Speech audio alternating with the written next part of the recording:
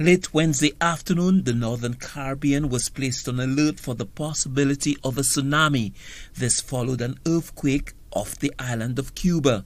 The exact location of the 7.7 magnitude earthquake was 19.3 degrees north and 78.8 degrees west at a depth of 6 miles.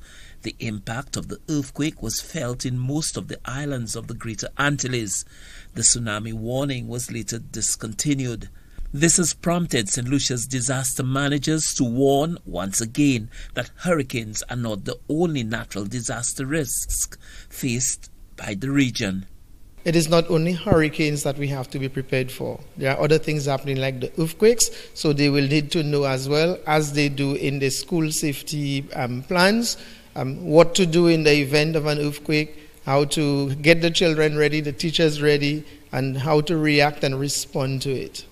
Part of the program, this 3-day workshop, also involves the persons with disabilities. They will also be featured in making some presentations to the principals as well, because not everybody comes to the shelter.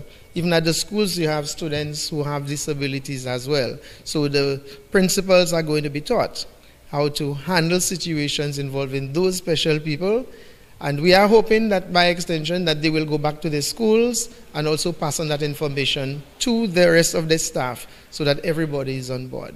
Ulrich Alphonse is one of the facilitators of the shelter management course for school principals. He says that the idea is to expose principals to the necessary skills and knowledge to manage disaster shelters. So we are actually sharing with them what is expected of them in terms of managing the shelters, resolving issues and problems within the shelters.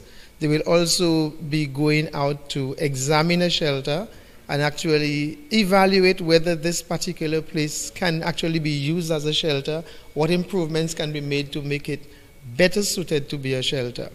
We will be also talking to them about how they can actually look at the schools and do a hazard analysis of it, and also vulnerability study to see what other problems that exist at the school that need to be rectified to make it better suited for the shelter.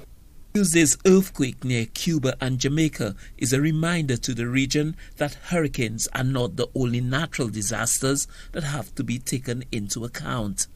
On January 12, 2010, Haiti suffered widespread damage and the loss of more than 100,000 lives as a result of an earthquake. More recently, Puerto Rico has been impacted by earthquakes, resulting in extensive damage to property. Saint Lucia for the HTS News Force.